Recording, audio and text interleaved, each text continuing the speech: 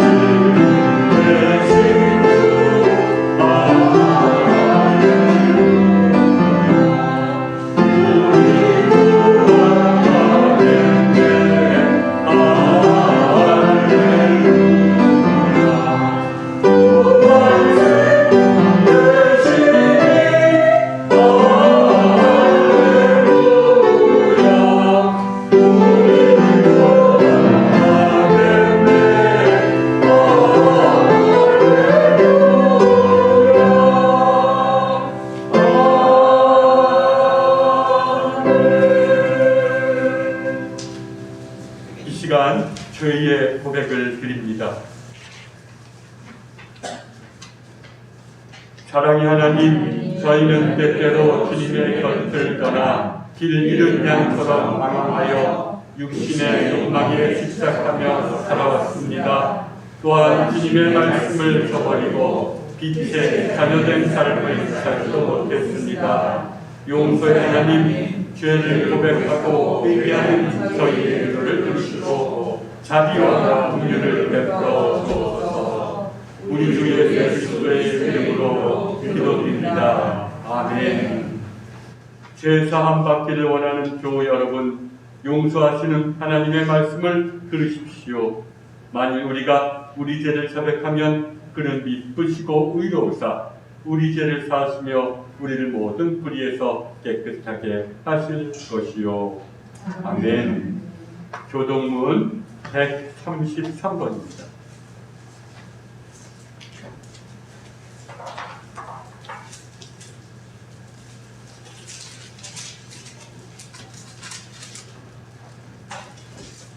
하나님께서 그를 사망의 고통에서 풀어 살리셨으니 이는 누가 사망에 내어줄 수 없습니다. 우리 주 예수 그리스도로 말미암아 우리에게 승리를 주시는 하나님께 감사하노니 그러므로 내 사랑하는 형제들아, 견실하며 흔들리지 말고 항상 주의 일에 더욱 힘쓰여 드리리라. 이 말을 할 때에 예수께서 친히 그들 가운데 서서 이르시되 너희에게 평강이 있을지어다 하시니 그들이 놀라고 무서워하여 그 보는 것을 영으로 생각하니라. 예수께서 이르시되 어찌하여 두려워하며 어찌하여 마음에 의심이 일어나느냐.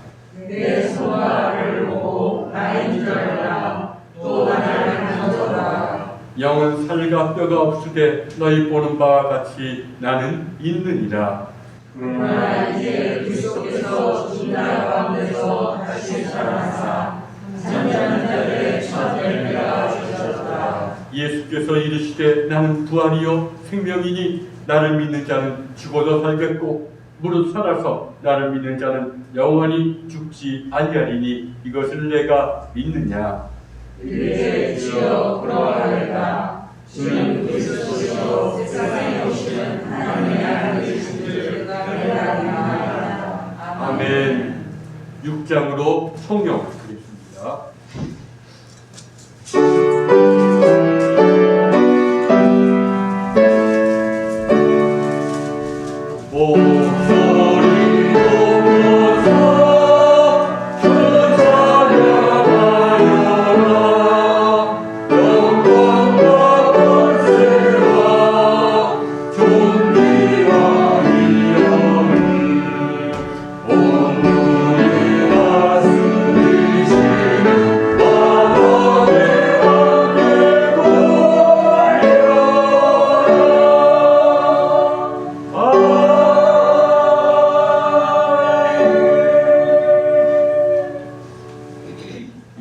강장근 장로님 기도 인도하겠습니다.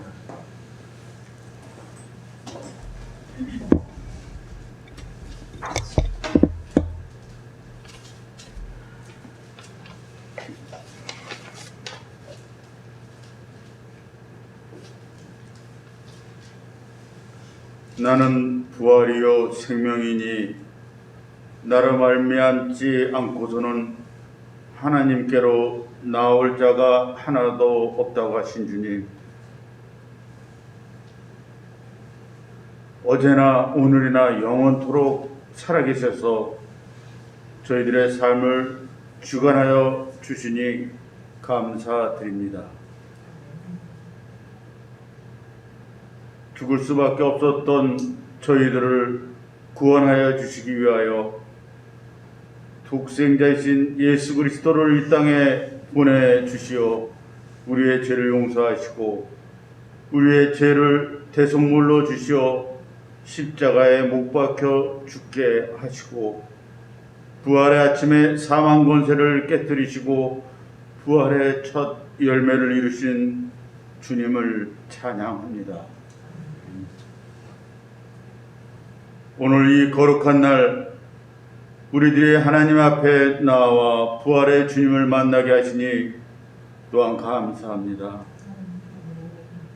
아직도 죄악의 그늘에서 죄 지은 영혼들을 불쌍히 여기시고 성령님께서 그들의 죄를 용서하시고 구원하여 주시옵소서. 이제는 우리의 모든 무거운 짐들과 육체의 연약함과 우리의 모든 육신의 질병과 고통을 이 시간 주님 앞에 모두 내려놓게 하시고 주님이 십자가에서 흘리신 보혈의 능력으로 깨끗하게 치유하여 주시옵소서. 이 시간 마음속에 부활하신 주님을 영접하게 하옵소서. 그리고 우리로 하여금 죄와 허물과 욕심으로 살아온 옛사람의 모습들을 십자가에 못 박게 하시고 새롭게 거듭나는 새 사람이 되게 하시어 부활의 증인으로 써 주시옵소서. 오늘의 이 예배가 하나님이 기뻐 받으시는 예배가 되도록 인도하여 주시옵고 이 모든 말씀 나를 구원하신 예수님의 이름으로 기도드립니다. 아멘.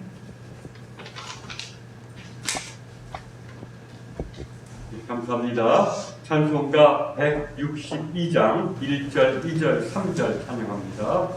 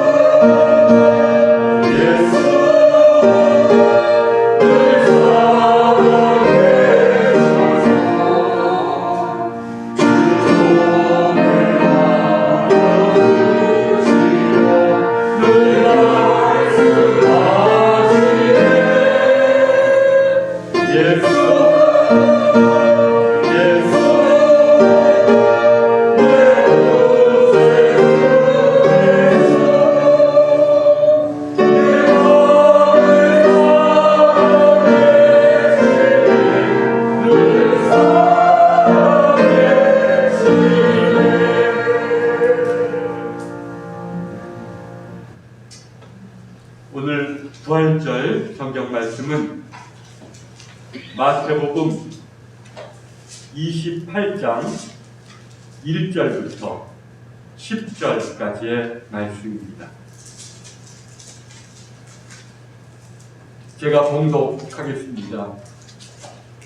안식일이 다 지나고 안식 후 첫날이 되려는 새벽에 막달라 마리아와 다른 마리아가 무덤을 보려고 갔더니 큰 지진이 나며 주의 천사가 하늘로부터 내려와 돌을 굴려내고 그 위에 앉았는데 그 형상이 번개 같고 그 옷은 눈같이 시거늘 지키던 자들이 그를 무서워하여 떨며 죽은 사람과 같이 되었더라. 천사가 여자들에게 이르되 말하여 이르되 너희는 무서워하지 말라. 십자가에 못 박힌 예수를 너희가 찾는 줄을 내가 아노라. 그가 여기 계시지 않고 그가 말씀하셨던 대로 살아나셨느니라. 와서 그가 누우셨던 것을 보라. 또 빨리 가서 그의 제자들에게 이르되 그가 죽은 자 가운데서 살아나셨고 너희보다 먼저 갈릴리로 가시나니 거기서 너희가 배우리라 하라. 보라, 내가 너희에게 일렀느니라 하거늘 그 여자들이 무서움과 큰 기쁨으로 빨리 무덤을 떠나 제자들에게 알려고 다른 듯 할세 예수께서 그들을 만나 이르시되 평안하냐 하시거늘 여자들이 나아가 그 발을 붙잡고 경배하니 이에 예수께서 이르시되 무서워하지 말라. 가서 내 형제들에게 갈릴리로 가라 하라. 거기서 나를 보리라 하시니라. 아멘.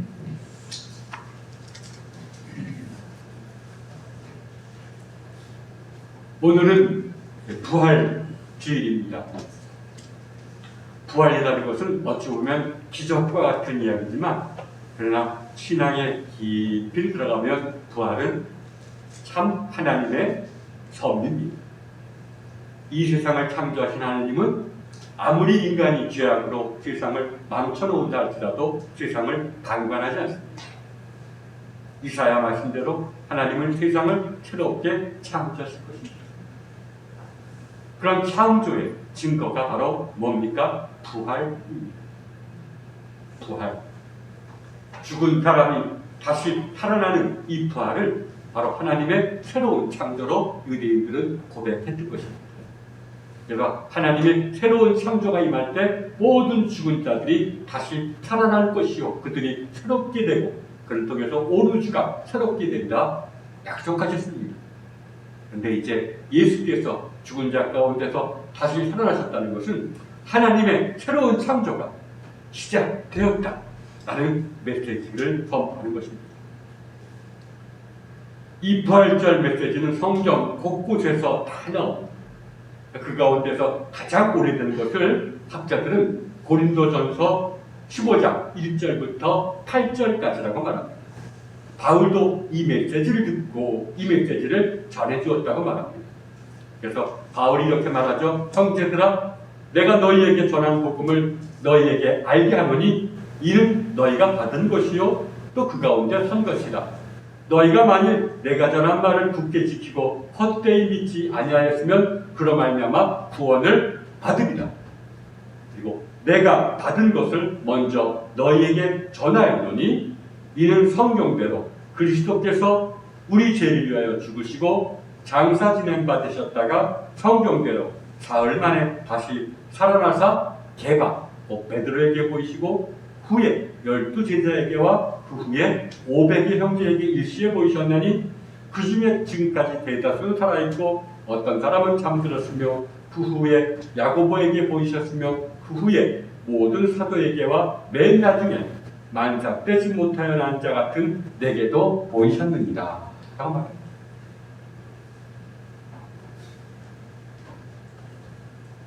예수님은 평생 하나님 나라가 가까이 오고 있다는 것을 확신하고 이 하나님 나라로 사람들을 초대했습니다.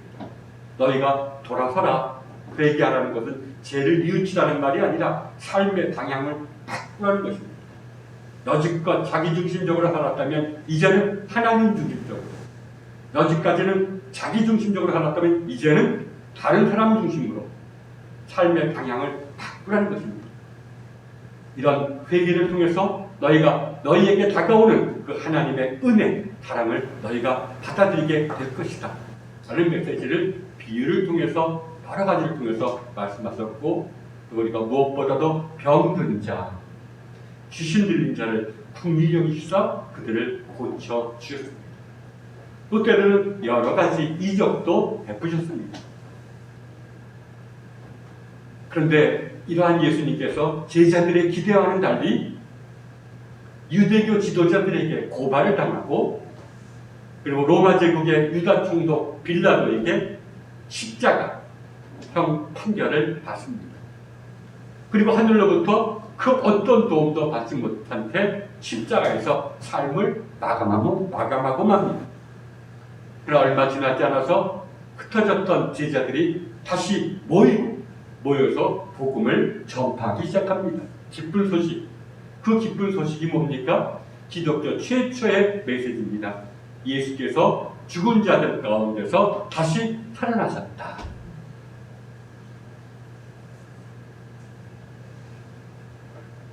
예수님께서 부활하셨다는 것입니다.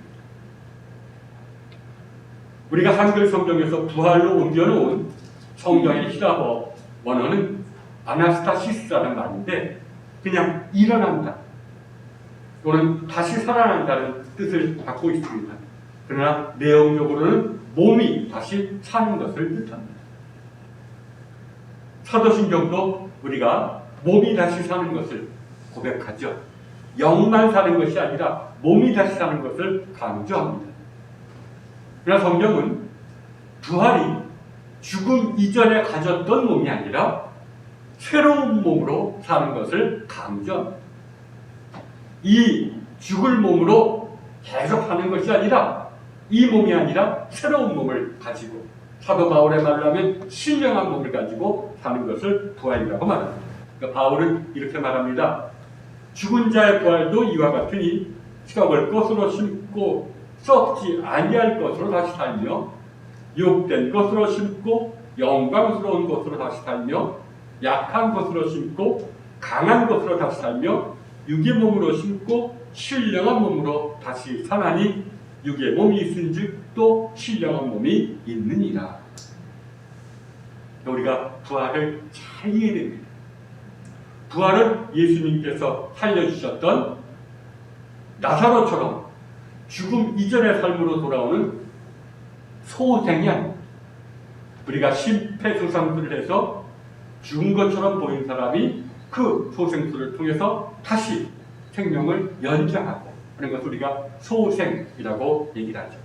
그러니까 부활은 이런 소생이 아니라 죽은 자가 실제로 죽은 후에 전된 이분의 새로운 존재 방식으로 살게 되는 것입니다. 이 몸은 죽고 새로운 존재 방식으로 사는 것을 부활이라고 얘기를 합니다. 사실 예수님께서도 부활을 부정하는 사두개인들의 질문에 답변하면서 부활의 이러한 특성을 강조한 바 있죠. 그래서 부활 때에는 장가도 아니 가고 시집도 아니 가고 하늘에 있는 천사들과 같으니라. 기독교 전통은 이러한 부활의 신비를 왜냐하면 그 새로운 몸, 그 여태까지 누구도 보지 못했던 몸으로 다시 사는 것이기 때문에 이러한 부활의 신비를 비유로 동시대인들에게 전해왔습니다. 그런 비유 가운데 가장 사람들에게 공감했던 비유가 바로 나비의 비유입니다. 죽은 애벌레의 고치로부터 참 전혀 다른 형태의 나비가 새롭게 그 고치로부터 나와서 훨훨 날아가는 이걸 보고 아마 부활도 이와 같지 않느냐라고 생각했던 것입니다. 물론 부활이라는 것은 우리의 모든 생각과 상상력과 모든 것을 초월하는 것입니다. 오직 그분이 우리에게 보여주시는 때만 우리가 어렴풋이 이해할 수가 있는 것입니다. 여러분, 성경은 또한 부활하신 분이 40일 후에 하늘로 올라가셨다고 전합니다. 이걸 승천이라고 얘기를 하죠. 그러나 예수님의 승천은 이제 하늘로 올라가셨으니 우리를 떠나가셨다라고 말하는 것이 전혀 아닙니다. 하늘이라는 것은 하나님을 가리키는 비유이기 때문입니다. 이제 예수님께서 하나님의 영광 속으로 들어가셨다. 이제 예수님이 하나님의 영광에, 하나님의 차원에 이르렀다라는 것을 얘기해 주는 것입니다. 그러니까 사실 우리가 참 모든 신학자들이 동의하듯이 부활과 승천은 두 개의 사건이 아닙니다. 부활이 먼저 있고 그 다음에 승천으로 이어진다고 성경은 이해를 시키기 위해서 얘기를 하지만 사실은 한 가지 사건에 두 가지 측면이라고 얘기할 수가 있습니다. 부연 설명하자면 예수님께서 새로운 몸으로 다시 살아나신 후에 하나님의 영광 속으로 돌아가신 것이 아니라 우리가 좀 깊이 바라보면 예수님께서 하나님의 차원에 도달하심으로써 전대미문의 새로운 몸을 갖게 되었다는 것입니다. 예수님께서 십자가의 죽음을 거쳐서 하나님의 영광 속으로 들어가실 때 그런 사건과 동시에 예수님에게 새로운 몸이 주어졌다는 것입니다. 부활이 하나님의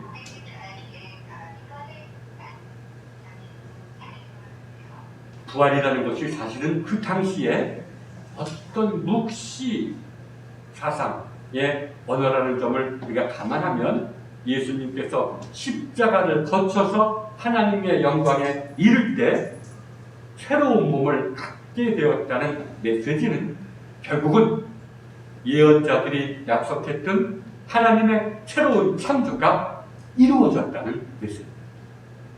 그토록 많은 사람들이 고대했던 하나님이 이 더럽혀진 창조를 새롭게 다시 창조하시는 약속이 이제 예수님 안에서 이루어졌다는 것입니다. 그러나 아직 온 우주에는 이루어지지 않았지만 예수님 안에서 이 새로운 창조가 이루어졌다. 늘 성경은 하나님의 새로운 창조는 이미 시작되었다. 그러나 아직 완성되지는 않았다라고 얘기를 합니다. 그래서 우리가 초대교회에서 예수님 부활하셨다라고 말하면 그때 사람들이 이제 하나님의 새로운 창조가 완성될 날이 멀지 않았다라고 해서 하나님 주여 오시옵소서 마라나타 신앙을 고백합니다. 이건 바로 뭡니까? 곧 주님께서 온 우주를 새롭게 창조하옵소서. 아직 예수님과 그를 따르는 제자들에게 하나님의 새로운 창조가 임했지만 온 우주가 새롭게 창조되기를 원합니다. 이게 바로 마라나타 주 예수여 오시옵소서. 하나님이여 당신이 예수님 안에서 이루신 그 새로운 창조를 온 우주에 완성시켜 주옵소서라는 고백인 것입니다. 그런데 이런 성경이 그냥 상상력에 의지해서 생각에 의지해서 예수님이 부활하셨다, 예수님 안에서 하나님의 새로운 창조가 나타나셨다라고 선포한 것은 아닙니다. 그들이 예수님 부활하셨다라고 말한 것은 그들의 체험에 기초한 것입니다. 무슨 체험입니까? 부활하신 분이 제자들에게 나타나신 사건. 부활하신 분이 제자들에게 나타나신 사건. 바울에게도 나타나고 베드로에게도 나타나고 사도들에게도 나타나고 여인들에게도 나타난 바로 그러한 사건. 그걸 우리가 한자어로 현현이라고 해요. 예수님께서 나타나셔서 그들을 만나 주었던 사건. 이런 사건이 그들로 하여금 예수님 부활하셨다라고 고백하게 만들었던 것입니다. 이렇게 예수님이 자기 자신을 나타내 보이실 때 사도 바울은 그 사건 속에서 자신을 압도하는 신비를 체험했습니다. 아무 말도 못하고 3일을 먹지도 못하고 하나님의 그 어떤 신비 앞에서 압도되어서 숨도 잘 못 쉬고 살았습니다. 그러나 대다수 사람들에게는 평안을 체험합니다. 주님을 만날 때 참 마음에 평강을 체험합니다. 사실 예수님도 이렇게 말씀하시죠. 평안을 너희에게 끼치노니 곧 나의 평안을 너희에게 주노라. 그리고 어떤 제자들은 주님을 만날 때 부르심을, 소명을 느끼게 됩니다. 내가 이제 다른 사람을 위해서 살아야 되겠구나 라는 소명을 느끼기도 합니다. 그러나 예수님을 부활하신 분을 만난 모든 사람들에게 공통적인 것이 하나가 있습니다. 그것은 바로 그들이 이 사건을 통해서 거듭났다는 사실입니다. 거듭났습니다. 사도들은 모두 옛자가 사라지고 새로운 자를 갖게 되었다고 고백합니다. 부활하신 주님이 우리를 만날 때 우리도 똑같이 옛자가 사라지고 새로운 자, 주님의 마음이 우리 마음을 지배하게 됩니다. 그래서 바울은 이렇게 고백하죠. 내가 그리스도와 함께 십자가에 못 박혔나니 이제는 내가 사는 것이 아니요 오직 내 안에 그리스도께서 사시는 것이다. 옛자는 죽었고 이제 그리스도께서 나의 새로운 자가 되셨다는 것입니다. 여러분, 초기의 교부들 2세기부터 이제 3, 4세기까지 기독교 영성과 신학을 주도했던 사람들을 우리가 교부, 교회의 아버지, 교회의 영적 스승이라고 말합니다. 이런 교부들은 이러한 주님과 제자들의 만남을 묵상하면서 제자들과 주님 사이에 이른바 거룩한 교환, 즉 제자들의 옛자를 주님께서 취하시고 주님의 마음이 그 빈자리를 채우는 거룩한 교환이 이루어졌다고 확신합니다. 이것이 바로 기독교의 교리가 되었던 것입니다. 우리가 예수님은 참 하나님이요 참 인간이라고 고백하는 것의 원래 뜻도 바로 이것입니다. 주님과 제자들 사이에 거룩한 교환이 이루어졌습니다. 주님이 그들의 옛자, 심판받아야 될 옛자를 취하시고 또 오늘도 심판받으시고, 그러나 주님의 마음, 새로운 마음, 하나님의 마음을 우리에게 주셨다는 것입니다. 이런 거룩한 교환이 이루어졌다는 겁니다. 교부들은 이런 거룩한 교환을 성화 혹은 구원의 완성이라고 부르고 우리 신자들이 바라봐야 될 삶의 목표라고 얘기합니다. 우리들의 목적은 그래서 주님과 우리 사이에 거룩한 교환이 일어나는 것입니다. 사실 사도들은 오늘 십자가 부활을 우리를 위한 사건이라고 얘기합니다. 왜 예수님이 십자가에 달려 돌아가셨습니까? 왜 부활하셨습니까? 우리를 위해서. 우리의 모든 악하고 더럽고 심판받을 수밖에 없는 옛자를 주님께서 취하시고 당신의 거룩하신 마음을 우리에게 주시는 그런 거룩한 교환을 이루기 위해서 예수님께서 십자가에 달리시고 돌아가셨다는 것입니다. 바로 이러한 체험 속에서 예수님의 십자가를 묵상하면서 주님께서 모든 사람을 위해서 돌아가셨다고 고백하고 주님께서 우리를 위해서 다시 부활하셨다고 고백할 수가 있었던 것입니다. 또 이러한 맥락에서 성경은 예수님을 중보자라고 고백하죠. 하나님은 한 분이시요 또 하나님과 사람 사이에 중보자도 한 분이시니 그 사람이신 그리스도 예수이다. 예수님 안에서 우리는 하나님과 거룩한 교환이 일어나는 존재가 되었다는 것입니다. 얼마나 거룩한 주님을 만난다는 것이 우리 삶의 목적입니다. 주님을 만날 때 그냥 만나는 것이 아니라 주님을 만나면 주님과 나 사이에 이러한 교환이 이루어집니다. 사실 우리가 사람을 만나고 친구를 만나더라도 어느 정도 영향을 주고받죠. 좋은 친구가 나쁜 친구가 만나면 때로는 나쁜 친구는 더 좋은 점을 배우고 또 좋은 친구는 나쁜 친구의 나쁜 점을 나도 모르게 배우게 됩니다. 그러나 이것과는 아주 질적으로 다르게 주님과 우리가 만나면 완전한 교환이 그때 이루어진다는 겁니다. 이게 바로 주님의 사랑입니다. 심판받아야 될 모든 우리의 것을 주님께서 취하시고 영원히 살 수 있는 당신의 안에 있는 영을 우리에게 주시는 겁니다. 이게 바로 거듭난다는 겁니다. 새로 태어난다는 겁니다. 죽고 다시 산다는 겁니다. 이게 얼마나 우리의 삶의 목적인 줄 모릅니다. 그래서 성경은 말합니다. 이런 예수님은 오늘도 우리와 함께 계십니다. 우리를 떠나가신 분이 아닙니다. 비록 보이지 하나님의 영광 속에 계셔서 보이진 않지만 우리의 중심 속에 계십니다. 그리고 우리를 부르십니다.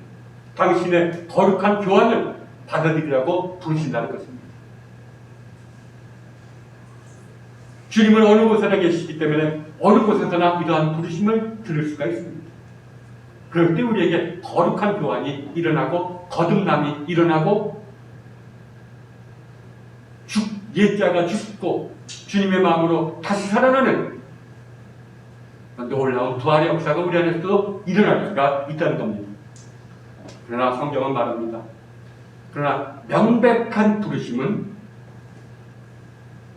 어디서 일어나느냐? 성경은 암시하고 초대교회와 고대교회는 교리로 선포합니다. 주일 예배가. 주일 예배가 그래서 그토록 소중한 겁니다. 왜 여러분 초대교회 교인들이 예배당에 가는 게 발각되면 그때는 잡혀서 죽었습니다. 그런데도 불구하고 목숨을 걸고 어느 날은 이 지하 공동묘지로, 어느 날은 저 산으로, 어느 날은 어느 누구 몰래 집으로 거기서 모여서 왜 예배를 드렸습니까? 바로 이 예배가 부활하신 분을 만나는 장소로 믿었기 때문입니다.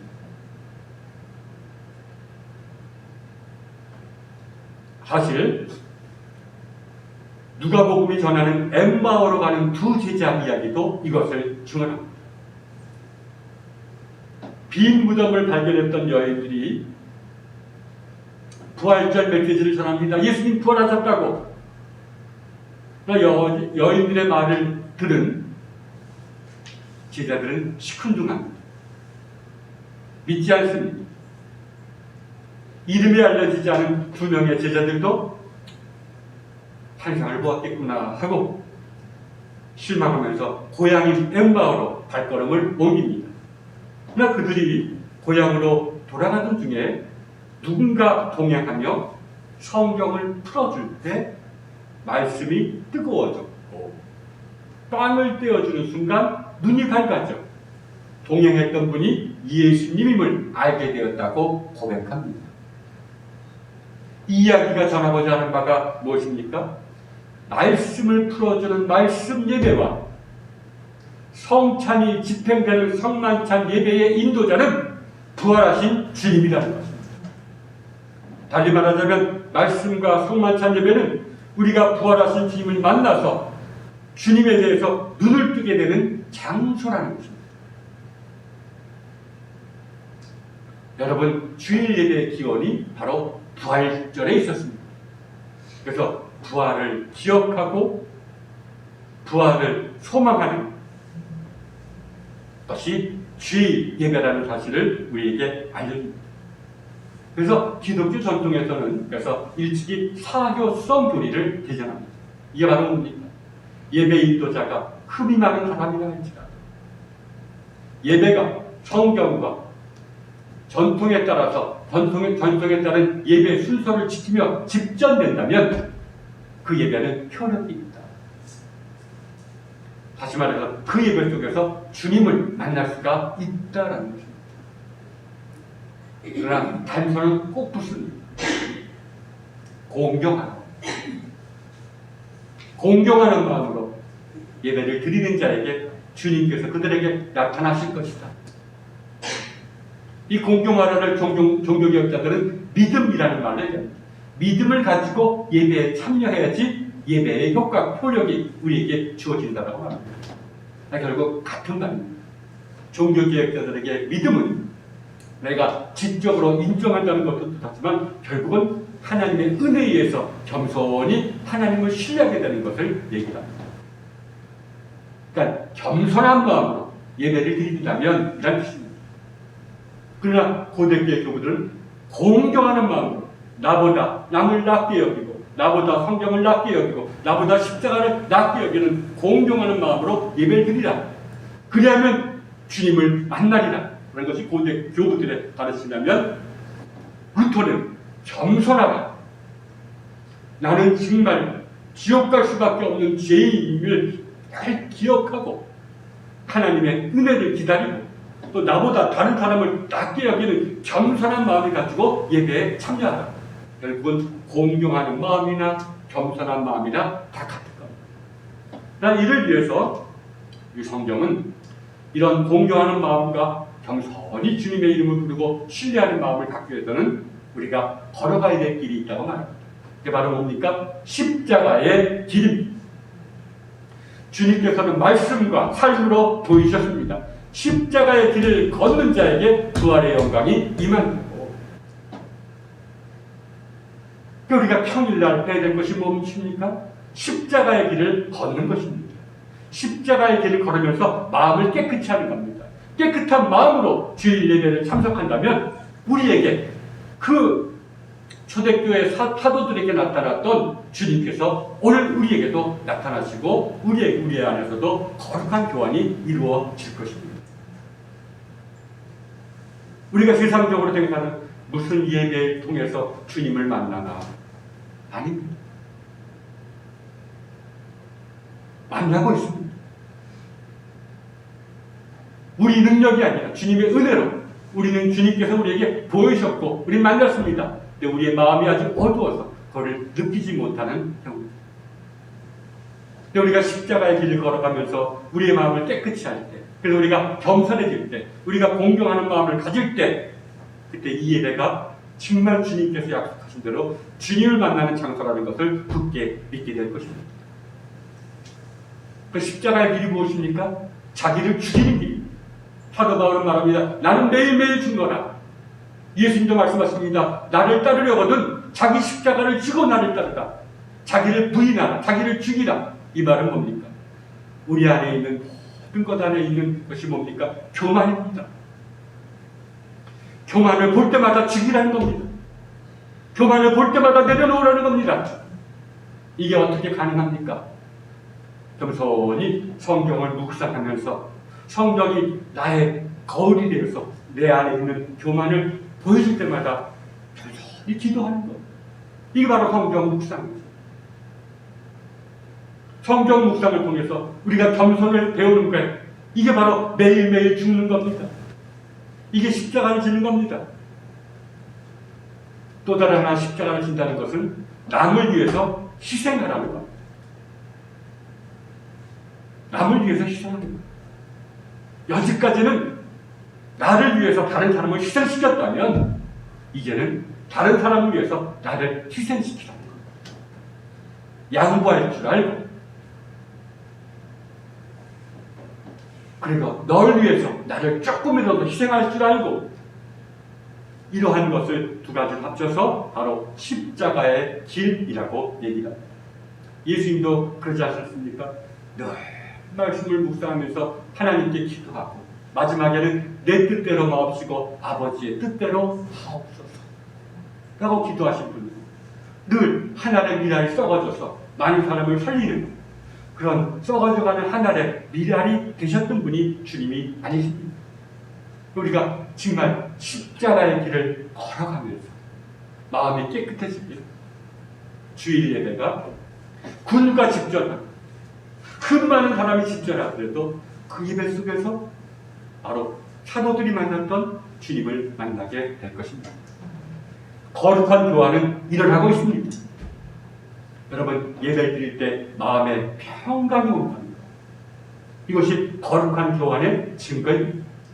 또 예배를 드릴 때 통해의 눈물이 마음속에서 난다는 것 이것도 거룩한 교환의 증거입니다. 또 예배를 드릴 때 누군가를 용서하고 싶은 사랑으로 충만한 마음이 주어지는 것도 거룩한 교환의 증거입니다. 우리의 예자가 있는 한 이것이 이루어질 수가 없기 때문입니다. 그러나 우리가 점점 정화가 더 깊이 되다 보면 이러한 걸 통해서 주님과 나 사이에 이러한 교환이 이루어집니다. 주님의 사랑에 깊이 감동되어서 네 이제 주님만 사랑하겠습니다라고 고백하게 되는 것입니다. 물론 우리가 십자가의 길을 걷지 않더라도 거룩한 교환이 예배를 통해서 일어날 수가 있습니다. 아직 우리의 몸은 죽질 않았습니다. 그러니까 또다시 유혹에 휘둘리고 뭔가에 의해서 우리가 주님께서 우리에게 심어주신 새로운 마음이 어두워질 수가 있습니다. 그래서 우리는 예배 때 은혜를 받았다 할지라도 더 깊은 은혜를 받기 위해서 십자가의 길을 걸어가야 되는 겁니다. 이런 십자가의 길을 마태복음은 메타노이아, 회개라고 말합니다. 전에는 내가 죄인인 줄 알았습니다. 다른 사람을 나를 위해서 희생시켰습니다. 이제는 그 반대의 삶을 사는 것입니다. 그게 곧 회개요, 십자가의 길입니다. 여러분, 이러한 주님과의 거룩한 교환에 의해서 우리도 주님처럼 정말 하나님께 도달하며 사는 가운데 새로운 몸을 가지고 영원히 사는 것은 우리의 소망입니다. 물론 주님께서 주도하시는 이런 거룩한 교환은 죽음 이전에 주어져야 합니다. 체험해야 됩니다. 그러나 완성은 죽음 이후에 이루어집니다. 따라서 마음속에서 살아있을 때 주님과 나 사이의 거룩한 교환을 체험한 사람은 죽음을 두려워하지 않습니다. 오히려 죽음을 소망합니다. 왜? 죽음을 통해서 내가 온전해집니다. 내 안에 있는 거룩한 교환이 완성되는 것을 소망하기 때문입니다. 사실 이러한 사실은 죽음이 끝이 아니라 이러한 것을 체험한 사람에게는 새로운 삶의 시작임을 시사해 줍니다. 그리고 이러한 부활신앙은 우리를 자기만의 구원이 아니라 그래서 세계를 도피하는 방향으로 우리를 인도하지 않습니다. 오히려 우리의 마음뿐만 아니라 이 세상에 드리워져 있는 지옥의 그림자와 맞서게 만듭니다. 왜냐하면 예수님의 부활하신 분을 만나면 우리가 뭘 느낍니까?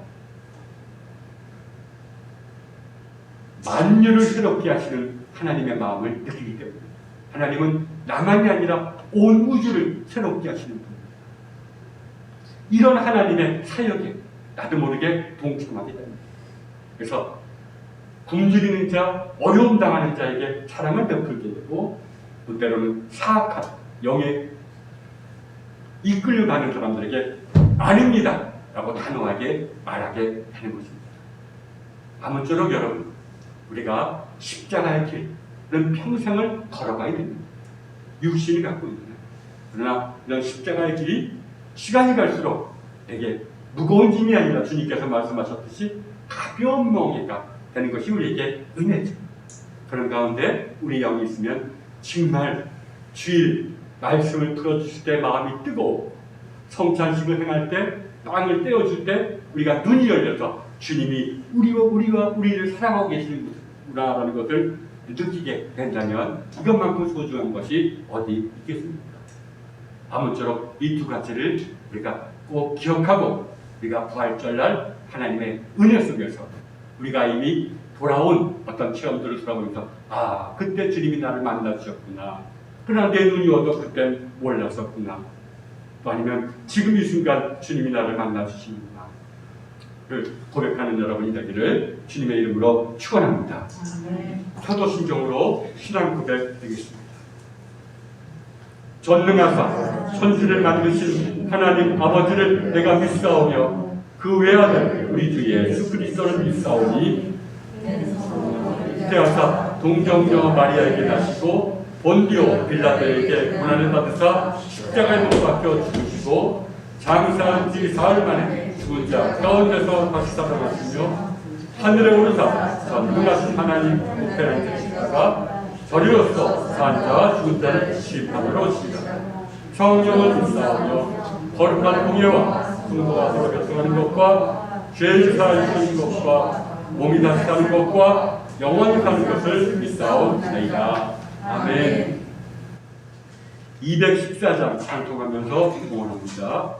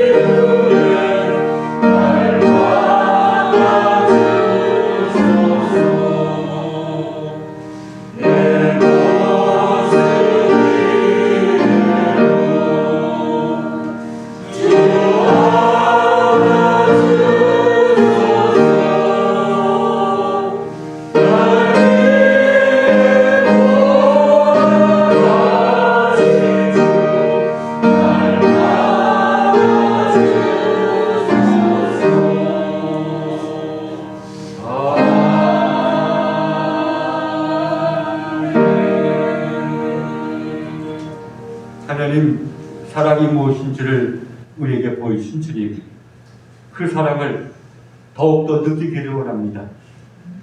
그 사랑이 우리의 마음속 깊이 각인되기를 바랍니다. 그 사랑이 우리의 생명임을 깨닫게 하여 주옵소서. 하나님, 그 사랑이 우리의 온 삶을 지배하게 하여 주옵소서. 아직 눈이어도 마음이어도 주님이 우리를 얼마나 사랑하시는지를 우리 잘 알지 못하는 우리들을 긍휼히 여기시사 우리에게 성령님의 빛을 비추시다 조금씩 깨달아가게 하여 주옵소서. 부족하지만 이제 감사의 예물을 드리오니 이 예물과 더불어 우리의 마음도 주님께서 받아 주옵소서.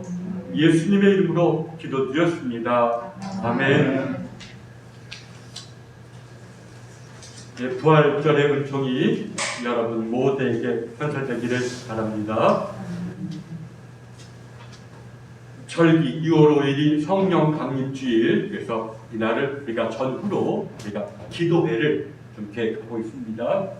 또 7월 3일 맥주강사주일 기념 성경 암송대회가 있습니다. 또 이번 주 목요일부터 금요일까지 경기연회가 열립니다. 또 그리고 우리가 다음 주일날 예배 후에 기획위원회를 우리가 가지려고 합니다. 제가 다시 기획위원들에게 공지하겠습니다. 여러 가지 우리가 상의할 것이 있으니까 예배 후에 우리가 모여서 여러 가지 한번 이제 예배를 다시 회복하는 방안, 또 우리가 활동을 회복하는 방안에 대해서 우리가 한번 함께 모여서 논의해보는 시간 갖도록 하겠습니다. 기억해 주시기를 바랍니다. 이제 다 일어나셔서 찬송가 161장